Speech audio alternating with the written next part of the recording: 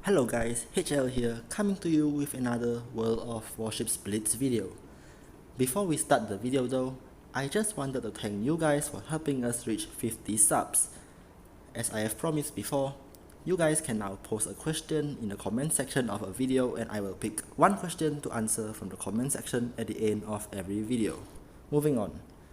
Today, I will be giving my first impressions on the US premium battleship, the Tier 7 West Virginia. We are able to get this ship simply by being inactive for 8 days, so I decided to hop on the bandwagon just to get this ship to make a video. So, let's look at the supplies I am using when I play with the West Virginia. I am basically using extra AA ammo to boost her AA capabilities, refined diesel to make her move faster and have a better rudder traverse, and refined crew rations to give her main guns a better traverse speed as well as a better reload time. For equipment, I have chosen the main battery modifications 1 to increase her turret traverse speed, as I like to move around and turn a lot, so I want my guns to be able to bear on the target quickly. The next piece of equipment I chose was the deck protection modification 1. I'm choosing this because West Virginia is a really slow ship, which makes her a really good target for cruisers like Brooklyn to spam HE shells and start fires. Therefore, I don't want to be farmed, so I chose this to reduce the chance of having fires breaking out on my ship. The third and final piece of equipment I chose was the propulsion modification 2. This allows you to increase your ship's max speed by 5%, which increases the West Virginia's 20 knot max speed to 22 knots, which, while it isn't very fast, it's still better than its original speed. For the elite bonus, I am choosing the Advanced Gun Director, which increases the main battery firing range. This gives her a really good main battery firing range, which maxes out at 14 kilometers, which is much better than all the battleships at Tier 7, as ships mostly max out around 11 to 13 kilometers. Now let's look at the specs on her spec sheet.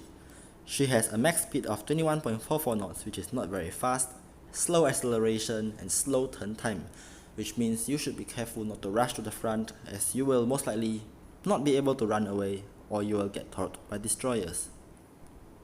Her guns, on the other hand though, are where she really shines. She has 406mm guns in a 4x2 configuration, which is the same as her sister ship, the USS Colorado. What makes her really great is her American dispersion, which is really accurate, her American shells, which she has both HE and AP that is pretty good, as well as her maximum range of 14 kilometers, which is her real strength. The only downside for her main guns though is that the reload is at 21 seconds, which is a little longer than most Tier 7 battleships. For secondary guns, she has 16 127mm guns firing HE shells in an 8x2 turret configuration.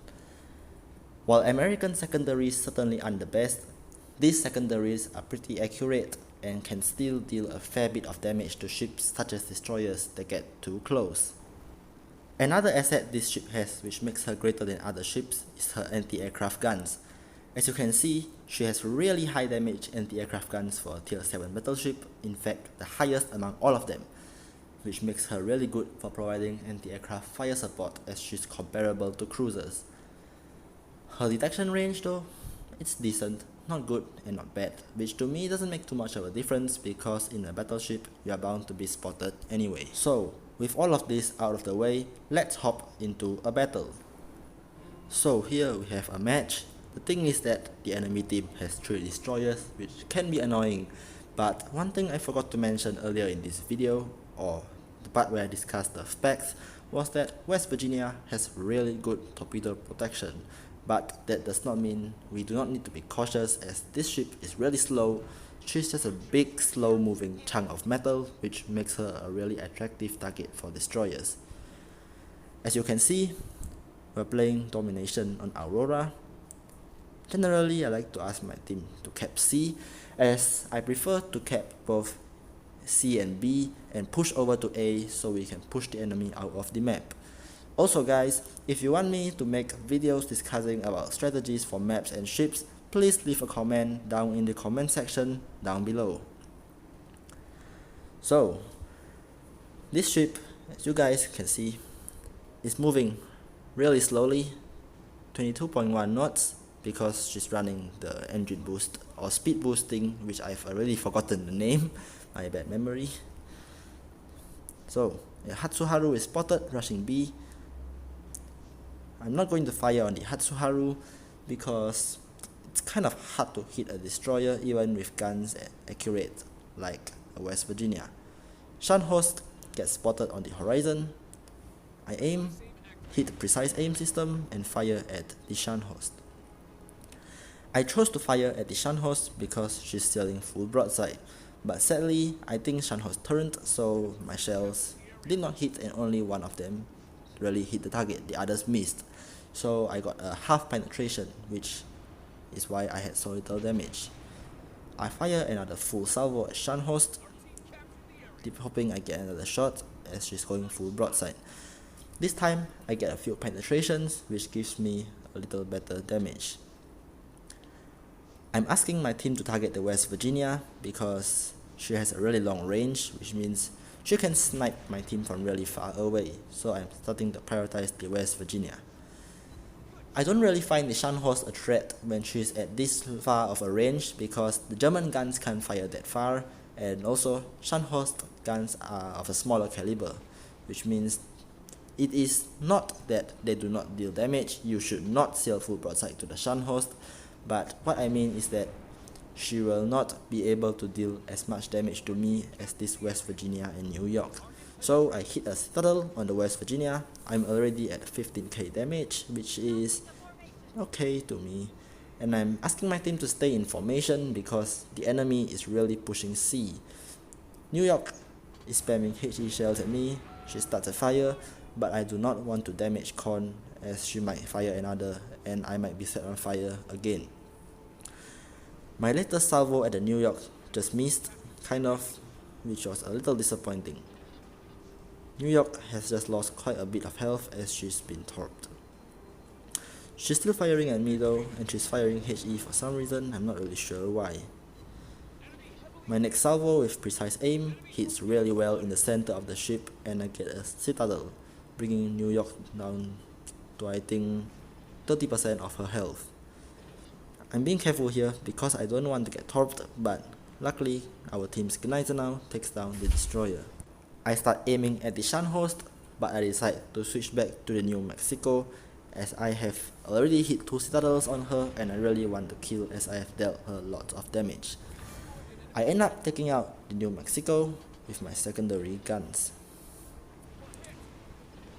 I'm sailing full broadside, which was a big mistake because the enemy West Virginia hit me for a citadel.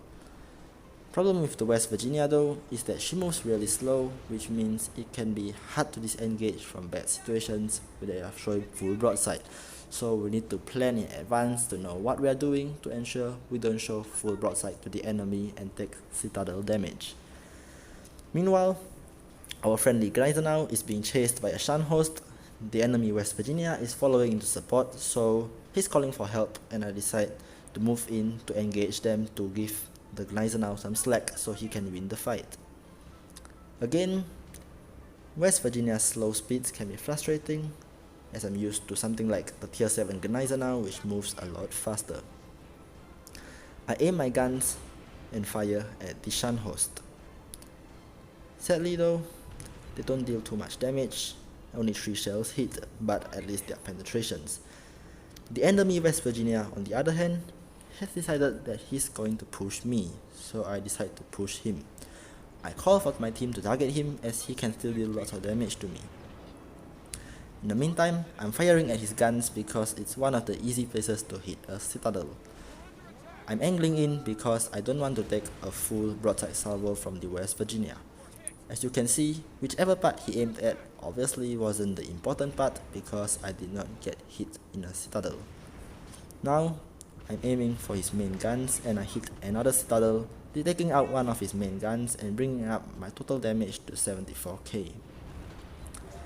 As you can see, the West Virginia secondary guns, while they are not the best, they might not have the German power of like the likes of Gneisenau and Scharnhorst, they certainly can deal a bit of damage to take out enemy ships that are blocking you or fighting at close range. Our teammate finally takes out the enemy shunt host, and this match wraps up as a victory with me as the MVP. So, as you guys can take a look at the result screen when it loads out, I got a battle star with 75k damage and 2 ships destroyed. This is pretty decent for one of my first games on the West Virginia, which I will say this ship is really fun. If you want it, just get it, don't hesitate, because it will really pay off if you play correctly. 4 citadels is definitely pretty good. Well, at least for a first game with the West Virginia. So guys, that pretty much wraps up today's video on the West Virginia. This is the first impressions video, and I can do a more in-detailed video of her in the future if you guys want to watch it. So guys, I hope you enjoyed the video. Please don't forget to hit the like and subscribe to my channel if you enjoyed the video and found it helpful.